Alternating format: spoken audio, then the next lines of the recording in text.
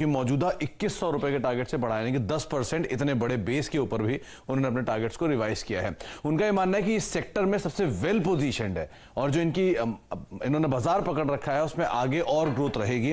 Crucial चीज ये कि पीपीओपी जो है यानी कि प्री प्रोविजनल प्रॉफिट कोर कारोबार जो है वहां पर एक अच्छी ग्रोथ आगे भी जारी रहने का अनुमान लगाया जा रहा है और 96.3% के कलेक्शन रेट के साथ अपने सेक्टर में स्ट्रांगली डोमिनेट कर रहे हैं, तो वो शायद आगे भी कंटिन्यू होते हुए दिखाई पड़े।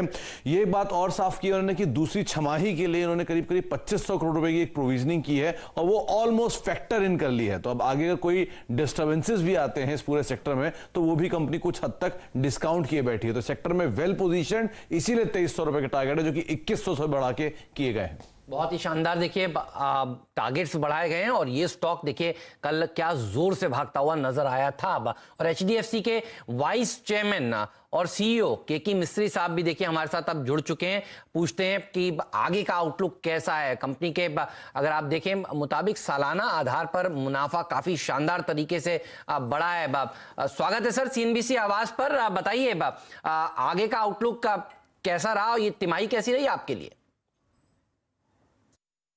देखिए क्या होता है कि अमुक आइटम्स है इनकम की जो हमारे हाथ में नहीं होती है। इट्स नॉट कि every quarter it is going to repeat. अभी आप dividend look at dividend. Last year in the second quarter HDFC bank का डिविडेंड हमें मिला था। ये साल RBI has told the banks they do not pay any dividend. Then insurance companies, we get dividend from insurance companies. This year IRDA has said कि आप डिविडेंड नहीं दे सकते till further advice. So this year, and also profit on sale of investments. Profit on sale of investments ऐसी चीज है जो हर क्वार्टर में नहीं होती है। You will sell investments in some quarter, you will not sell investments in another quarter. So this year we have got zero profit on this quarter. We have got zero profit on sale of investments. This is not a recurring income. This is not operating income. This is outside operating income. So ये साल में ये second quarter में profit on sale of investments is zero, actually it's -1 crore.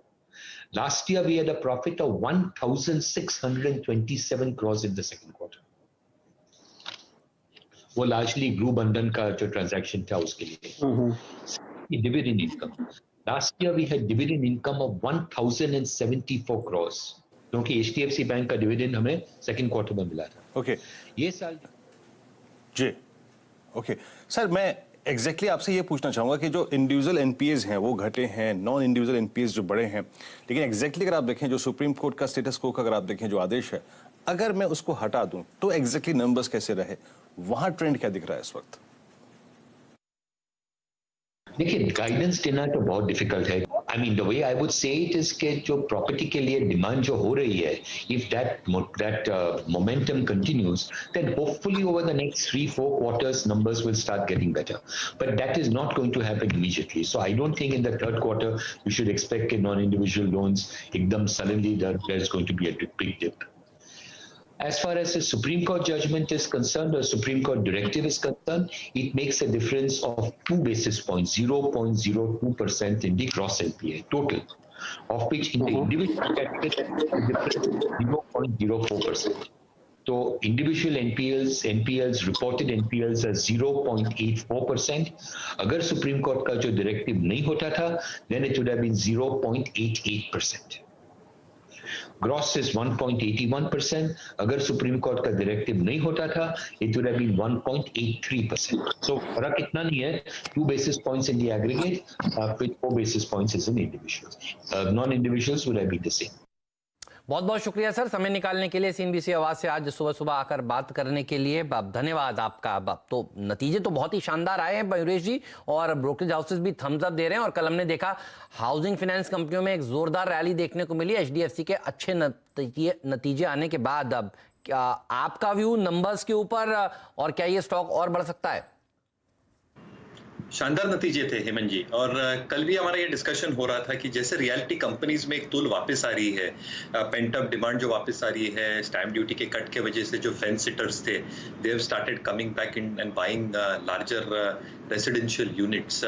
और south base में भी हम देख रहे हैं, आई थिंक जो एक ट्रेंड चल रही है कि आईटी क्षेत्र में जो बोनसेस आ रहे हैं और जो एक्सपेक्टेशन है वर्क फ्रॉम होम से, I think bigger houses will come back in demand. तो आई थिंक रियलिटी के साथ साथ आई थिंक जो चलने वाले I think housing finance companies, क्योंकि डिमांड जैसे बढ़ेगी एंड जैसे low access of interest rates and capital है काफी इन्वेस्टर्स को at this point of time, बहुत अट्रैक्टिव रहता है for loan growth and leverage. Obviously leader है, कोई दोहराया नहीं इसमें, balance sheet is extremely strong. जैसे मिस्त्री जी बता रहे थे, आई थिंक इन्होंने जो प्रोविजनिंग की है, I think even in the worst case scenario the provisioning shall be good enough for a major part of their reported GNPAs। दूसरा आई थिंक जो एक्सपेक्टेशन है हमारी in terms of residential growth, जैसे हम कह रहे थे, I think that should come back very very strongly तीसरी तिमाही और चौथी तिमाही के बाद। और इसलिए I think housing finance companies, construction equipment manufacturers, जो सीमेंट प्लेयर्स और एंसिलरी होम इंप्रूवमेंट प्लेयर्स रहते हैं, आई थिंक ये सारे फोकस में रहेंगे Q3 के बाद। They have already started showing momentum, but for HDFC in general as a question, I think extremely strong balance sheet, strong leader with in its space, and it's taken out its moving averages with extremely heavy volumes. तो मुझे लगता है कोई दौरा ही नहीं है, नतीजे बहुत बढ़िया है, जिनके पास है बिल्कुल बने रहना चाहिए स्टॉक के अंदर। ओके, जिनके पास है बने रहिए। एक बहुत स्ट्रॉन्ग नंबर्स, अभी आपने मैनेजमेंट को सुना भी।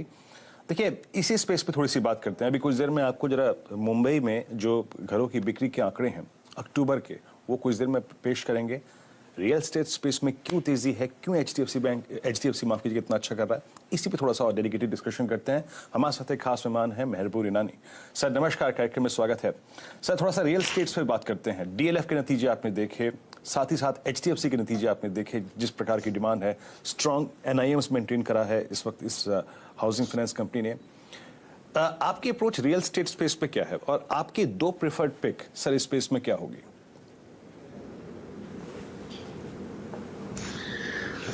सबसे पहले मैं कहना चाहूँगा कि हमें पर्सपेक्टिव ये लेके चलना चाहिए कि पिछले 4, 6, 7 महीने में काफ़ी नेगेटिव, जैसे कहते हैं, थिंकिंग लोगों की हो गई थी कि सैलरी कट होने वाले, जॉब लॉस होने वाला है, घर कौन खरीदेगा। तो पूरा स्पेस काफ़ी अंडरओन्ड हो गया। लेकिन पिछले 15, 20, 25, 30 दिन में जो आंकड़े आ रहे हैं, जो डेटा आ रही है, खास करके पेट्रोल डीजल कंजम्पशन, जो मैं हमेशा सबसे पहले देखता हूँ, ऑटो सेल्स, लोग कहते हैं ऑटो सेल्स सस्टेन होगा कि नहीं पता नहीं, तो लोग अभी भी शंका में जी रहे हैं। लेकिन मार्केट अपना भगवान है। मार्केट कह रहा है कि somewhere around the line the bottom is not only made for the market but also economic recovery is in place. Economic recovery में सबसे पहले फाइनेंशियल्स चलता है, लेकिन साथ में आप रियल एस्टेट को भी देखो। और आपने जो कहा, मैं बिल्कुल आपके साथ सहमत हूँ कि समवेयर अराउंड द लाइन जो नेगेटिविज्म थी, I think that has been taken care of by actual numbers which are showing signs of a little bit of strength. रही बात HDFC, I think 100 out of 100 marks देना चाहूँगा as far as numbers. Sceptics कहेंगे थोड़ा provisioning लो है, ये है वो है, बट हमें अंडरस्टैंड करना चाहिए कि we are right now in a couple of quarters which we have seen covid quarters and recovery happening. उसके अंदर अगर कंपनी ये नंबर्स देता है, आप लोअर प्रोविजनिंग को जो कहना है, I think it is a sign of improve things.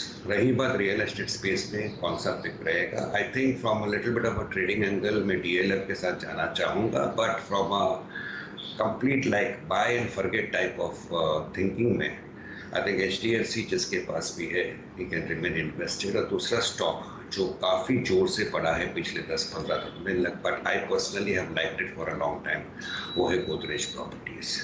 एक डार्क हॉर्स जैसे मैं मानूंगा वो है ओबरॉय रियल्टी भी मानूंगा, क्योंकि उसमें कुछ न कुछ डेवलपमेंट हो भी सकते हैं जो मीडिया रिपोर्टिंग थी पिछले 10-15 दिनों में, और वैल्यूएशन के अनुसार and I think management perception के अनुसार I think Oberoi realty also would not be a bad bet. So I think there are interesting stocks in the real estate space. HDFC would be a clear proxy because it's a housing finance company, and Godrej Properties, DLF from a trading angle, and Oberoi Realty also as a dark horse. I think ये 3 stocks पे I would personally stick my neck out and recommend them with clear disclosures in place.